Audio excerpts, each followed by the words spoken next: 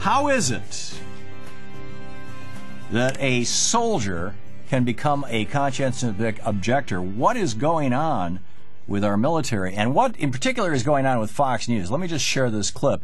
This is from today's Fox News. They had this military pundit on, and by the name of Lieutenant Colonel Ralph Peters. And here's just very quickly, this interview that was conducted by the newscaster. I'm not sure I have her name, and Colonel Peters. So much for talking to us.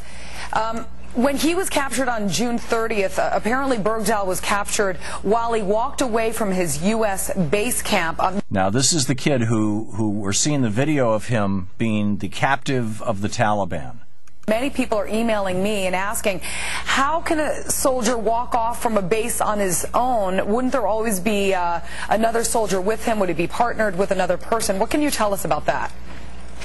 Well, Julie, I want to stress, first of all, that we must wait until all the facts are in to make a final judgment. Good idea. But nobody in the military that I've heard is defending this guy. But this is Fox. He is an apparent deserter. Reports are indeed that he abandoned his buddies, abandoned his post, and walked off. We'll see what the ultimate truth of it is. But if he did, if he's a deserter in wartime, well, as one of my old platoon sergeants used to say, he's in Boku deep kimchi. Now, there's another problem, Julie. On that video, he is collaborating with the enemy. Under duress or not, that's really not relevant. He's making accusations about the behavior of the military. Dude, just like John McCain did during the Vietnam War, you know? In Afghanistan that are unfounded, saying there are no rules. He's lying about how he was captured, saying he lagged behind a patrol.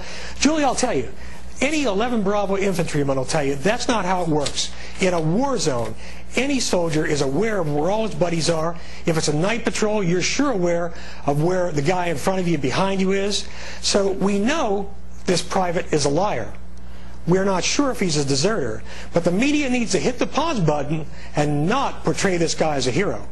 Amazing, amazing. We know he's a liar. Well, you know, what, were they saying that about John McCain when he was arrested? Dahr Jamail is with us. DAHR.org is his website. Dahr Jamail is, of course, been with us many times. He's the independent reporter covering the war in Iraq.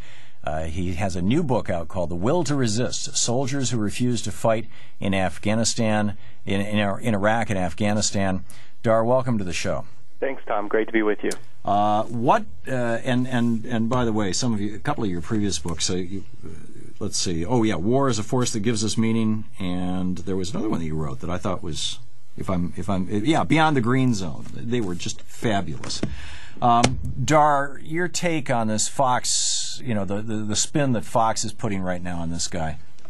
Well, it really makes you want to run out and join the military, doesn't it? I mean, this guy is clearly, they're washing their hands of this guy, even though, as he said, you know, we should wait before all the facts are in. I mean, he's, you know, on one hand accusing him of being a deserter, another time he accuses him of being a liar. It's really amazing. But yeah. He goes on, by the way, to say that the Taliban can say, this is a verbatim quote, it's a little later on in the interview, he says, as far as I'm concerned, the Taliban can save us a lot of legal hassles and legal bills. In other words, execute him.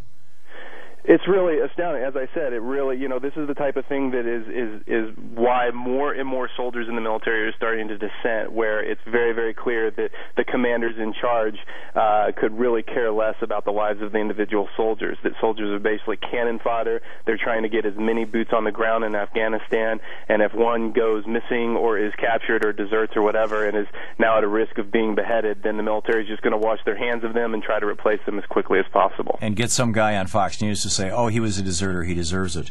But the fact of the matter is that there are people who are deserting. They're not necessarily deserting in this, I don't want to call it a stupid way, but in, you know, like, you know, wandering into the hands of the Taliban.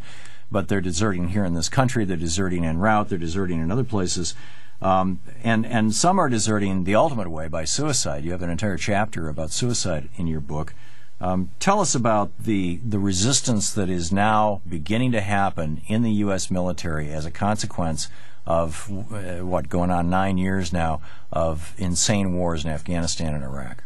Well, the military is in a state of kind of perpetual slow motion breakdown, and sometimes it's actually not so slow motion. And right now is one of those times, because we're looking at, even according to the Pentagon, since 2000 we've had well over 40,000 troops go AWOL, absent without official leave, meaning most of them actually are deserters. So that would be a lot of time on Fox for this guy if you wanted to talk about each one of these over 40,000 that the Pentagon even admits to. So we can rest assured that the number is going to be far, far higher than that. Isn't it after 30 days of being AWOL, you are a deserter? That's the threshold? Well, it's interesting because it gets complex because it's all about intent. If you leave and you don't show up for duty and your intent is to not come back, then you're a deserter, like George Bush, for example. Well, I was just thinking of George Bush. You know, he was gone for an entire year, but apparently he intended to show up again, or maybe not. I don't know. Well, that's where it gets, that's where the courts get to hash that out. But, the people who are really AWOL, who do desert and then definitely intend not to go back, generally they are going to be court-martialed. But we're looking at a situation where I started running into veterans and even some active duty people who had served in Iraq, and were talking to me about how low morale was there, and that they were doing these things called search and avoid missions, kind of a play on the search and destroy, where they would literally go out to the end of their patrol route, park their Humvees in a field, call in every hour and say, yeah, we're still searching the field for weapons caches, and then go back to base. And they're just sitting there having a cigarette. Literally exactly that, and having a soda, and saying, look, we just didn't want to, they call it the IED lottery, just driving around waiting to get blown up by roadside bombs. And they said, look, we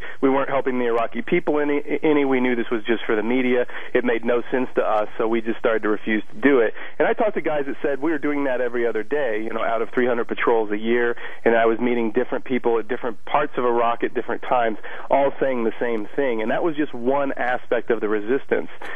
And in addition to that, we have numerous units, at least 3 on record, entire units that have refused orders, basically had mutinies just in Iraq alone. And like you said, in addition to that, we have escalating suicide rates the last 2 years, and then this year included, on a record pace for suicides, which is really the ultimate form. I refer to it as the ultimate form of resistance, but to be very, very clear, it's really the ultimate form of desperation. When you have severe post-traumatic stress disorder, you're not getting help, and you're being sent back out on the front lines, considering that 12% of all the soldiers in Iraq today are on psychotropic medications for that reason. And this is one reason why the military is in a state of breakdown.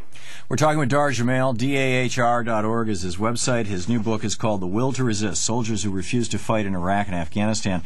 Dahr, there's 3 obvious variables that come to my mind. I'm wondering which of these, or if I'm missing some, that are really driving this. Number one, the idea that this is an unnecessary, inappropriate, or perhaps even illegal war, which was ultimately what a lot of soldiers in Vietnam were coming to. Number 2, that they're being rotated over and over and over again, which wasn't happening so much in Vietnam because we had the draft. But these guys, some of these guys have seen combat, 2-3 rounds, or more. Or number 3, just the horror and fatigue of war itself. The soldiers in World War II saw, the Korean War saw. We just visited my uncle who fought in the Korean War, and he's still so traumatized about it he can't talk about it. What of those 3 things is really driving this resistance, or is it something else? It's all of the above. We're looking at over 500,000 troops have served more than one tour in Iraq or Afghanistan. The fact is, I've talked to so many soldiers that are going on patrols, getting in firefights, or having a roadside bomb go off, come back to base, get wounds treated, lacerations, this kind of thing, patched up, sent back out on patrols the same day, coupled with also working alongside oftentimes mercenaries who are making 10 to 20 times the amount of money that they're making and don't have to abide by the Uniform Code of Military Justice.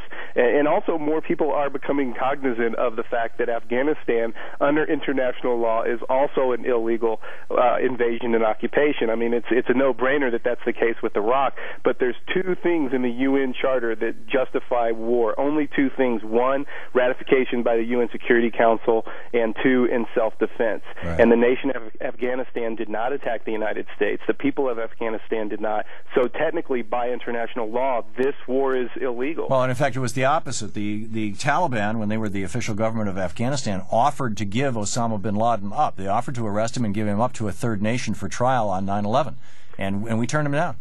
And more soldiers are becoming aware of this information. And in fact, there's several that are starting to resist the orders of deployment on that fact alone. Amazing.